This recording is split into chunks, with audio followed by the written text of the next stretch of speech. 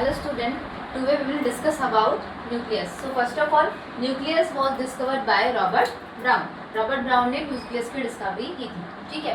अब covered by a double membrane called nuclear envelope, कह रहा है कि न्यूक्लियस जो होती है वो आपकी उस पर डबल मेम्ब्रेन होती है, जैसे कि आपको फिगर में दिख रहा होगा कि न्यूक्लियस की आपकी डबल मेम्ब्रेन है and this double membrane is known as nuclear envelope, ठीक है। अब nuclear membrane has a pore called nuclear pour.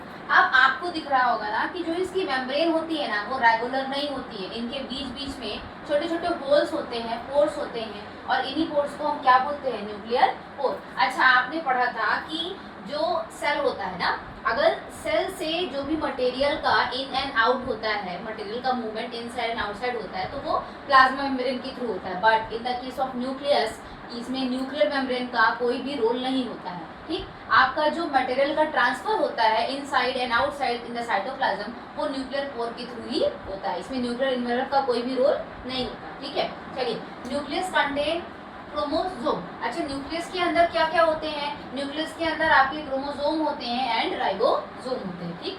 Chromosome only visible during cell division, otherwise it seem to be a thread like structure called chromatin.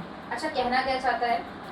कह रहा है कि आपकी जो ribosome होगी ना, वो क्रोमोसोम तभी विजिबल होगा जब आपकी सेल डिवाइड करेगी, मतलब जब सेल डिवाइड करेगी तब आपकी क्रोमोसोम विजिबल होगी। अदरवाइज आपको दिखेगा क्या? न्यूक्लियस के अंदर आपको एक थ्रेड लाइक स्ट्रक्चर दिखेगा और उसको हम क्या बोलते हैं? क्रोमैटिन। जैसे कि सपोज करिए कि एक धागा होता है ना, थ्रेड, उसका रील होता है ना, तो अगर वो पूरा हम रील लेंगे ना तो that is chromosome. Condense form is known as chromosome. और अगर उस धागे को, इस रील के धागे को अगर हमने खोल के रख दिया ना, जैसे ऐसे देख रहे हैं, तो इसको हम क्रोमैटिन कहेंगे और इसके कंडेंस फॉर्म को हम क्या बोल देंगे?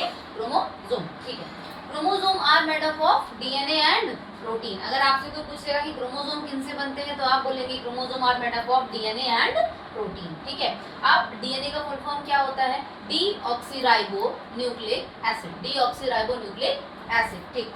अब डीएनए क्या करती है? कंटेन जेनेटिक इंफॉर्मेशन, मतलब आपके न्यूक्लियस में वो डीएनए ही होता है जो जेनेटिक इंफॉर्मेशन को कैरी करता है, जो हम अपने एंसेस्टर से, फादर मदर से जो भी जेनेटिक इंफॉर्मेशन को गेन करते हैं, हेरिडिटरी इंफॉर्मेशन को गेन करते हैं, वो हमारा कहाँ पे स्टोर होता है? वो डीएनए में स्टोर होता है, ठीक।